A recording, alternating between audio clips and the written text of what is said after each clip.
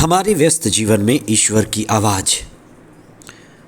टूटे हुए घड़े में पानी नहीं रुकता और जिस टंकी में दरार आ जाए वहाँ पानी बह जाता है। चाहे बड़ा से बड़ा बांध क्यों ना हो, डैम क्यों ना हो, अगर डैम में दरार आ जाए तो वहाँ भी पानी नहीं रुकता। ऐसा ही है हमारा जीवन। जिस व्यक्ति के जीवन में, परिवार में, रिश्तों में दरार आ जाए वहाँ प्रेम नहीं रुकता, दया करुणा नहीं रुकती। जीवन खाली खाली, सूखा सूखा, व्याकुल हो जाता है।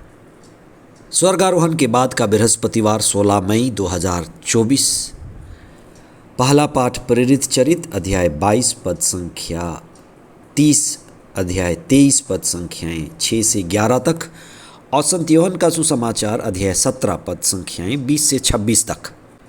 कई बार हम खुद को नहीं जानते और खुद को ना जानने के कारण, हमारी अज्ञानता के कारण हम दुखी रहते हैं। बहुतों के साथ ऐसा होता है।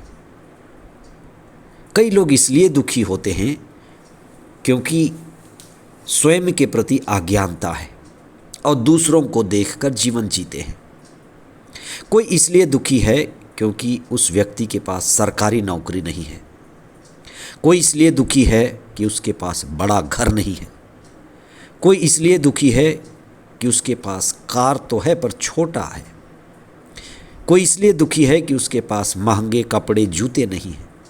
लेकिन कई लोग ऐसे भी हैं जिनके पास पैर ही नहीं है, हाथ कटा हुआ है।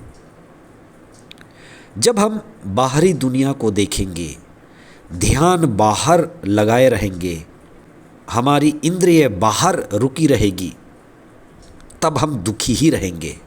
अगर हमें सारा संसार भी मिल जाए, सारी दुनिया की दौलत भी इकट्ठी करके हमें सौंप दिया जाए, लेकिन हमारी तृष्णा, कामना, वासना कभी नहीं भरेगी।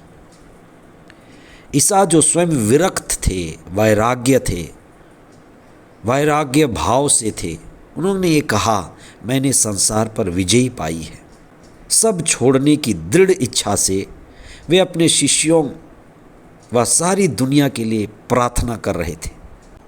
उन्होंने शिष्यों के लिए प्रार्थना की कि शिष्यों को सद्बुद्धि मिले।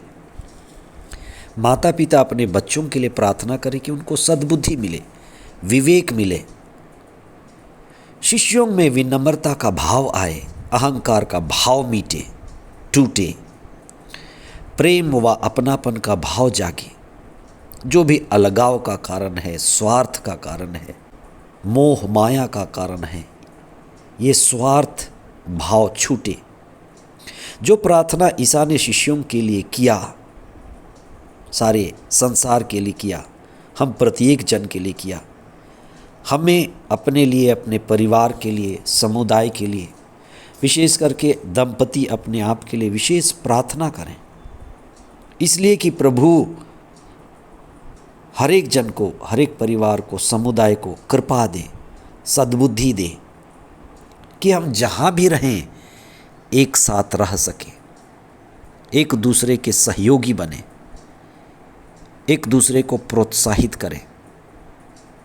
और कुछ चीज़ें हैं जो हमें अहंकार के कारण, मनमुटाव के कारण, क्षमा नहीं देने के कारण और कई ऐसे स्वार्थ के कारण हमें एक दूसरे से अलग रखती हैं और ईश्वर के प्रेम से भी अलग रखती हैं। ईसा की तरह हम भी प्रार्थना करें।